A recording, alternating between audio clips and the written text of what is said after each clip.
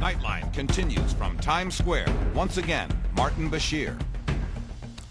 Now to finding God a whole new way in the North Country. Churches are always looking for novel approaches to bring young people into the fold. But a brand new breed of church is pushing the envelope in a whole new way. In our series Faith Matters, ABC's Laura Marquez reports from the Twin Cities in Minnesota.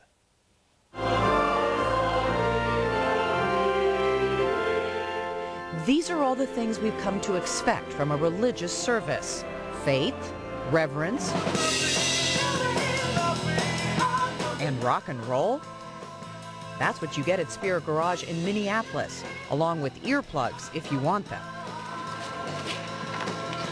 One of our taglines here is, come to a church that feels more like Saturday night than Monday morning.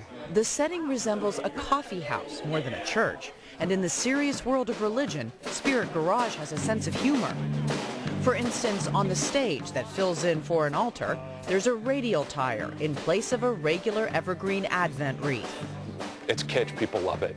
So, maybe twist or turn things just a little bit here and there to try and give it some new life and some new meaning when, oftentimes some of these symbols and things just don't really connect. And so we want to try and take that which is old and that which is now and kind of try and mash them together a little bit. I've always felt uncomfortable in traditional churches, so I was seeking something that wasn't the norm when I started. Growing up in the traditional church, the comfort level was familiarity of the music, of the liturgy, not so much that I felt like I really belonged or that I had a real faith there.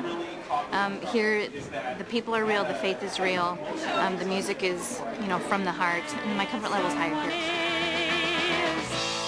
Oh, Mary, don't you cry, don't you cry. Oh. Spirit Garage is not unique. It's part of a growing movement called the Emergent Church, a loosely connected group of Christian churches rebelling against the cultural war going on in this country when it comes to religion. We're looking for some kind of a new moral center.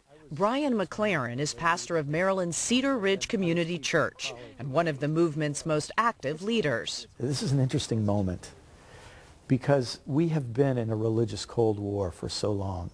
Polarized between religious conservatives, religious liberals. And those two, in many ways, define themselves almost in reaction to each other. And then there's a whole group of us who are just tired of that polarization.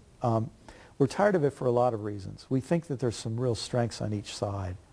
And so to have to choose one set of strengths and ignore the other set, to us just doesn't make sense. The world be with you, and also with you.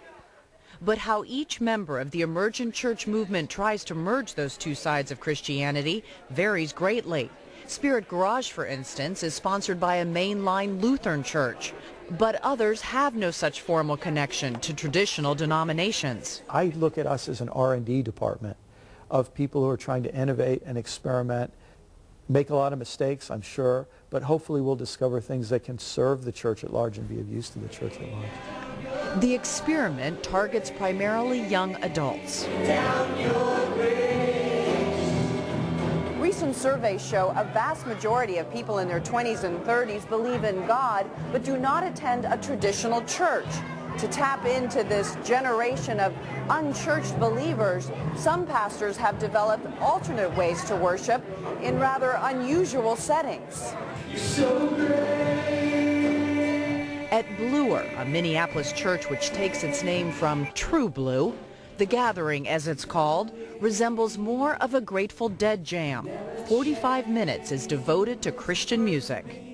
When I see you and you look at me, oh. There are many altars set up around the room for individual prayer and communion. What is it about this church that you like? It's more contemporary. It's not as traditional, very laid back and very comfortable. Most of Bluer's members are young adults, but the pastor says he no longer markets to just this group. I think we originally, as a ministry to young adults, we did that. We did everything except shoot Jesus out of a cannon, in order to be hip and cool, right? But after a while, we just decided that, you know what, why don't we just be ourselves? Bluer attracts even more people through its Godcast, one of the first churches to pioneer podcasting of its services on the internet. An amazing knowledge that God has invited us to participate. Bluer is considered part of the emergent church movement, but Pastor Music says that's not why people come. This is just their church. They've come here, they like it, and they've found a home. So, to label it one thing or another, they're not going to understand what that is. Each emergent church operates independently from one another, but one of the movement's leaders says, together as a whole, this new generation of churches has the power to change the way Christianity is practiced.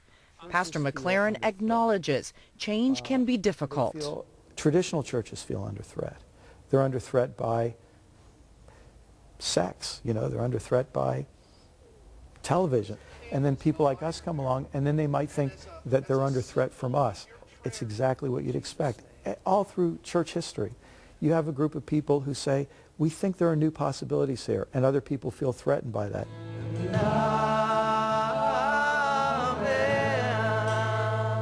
So far, mainline churches have tolerated the emergent church movement. But as it grows, the two may be heading on a collision course. I'm gone and I'll never look back at all. I'm Laura Marquez for Nightline in Minneapolis. Laura Marquez, thank you. When we come back, a comedy hit.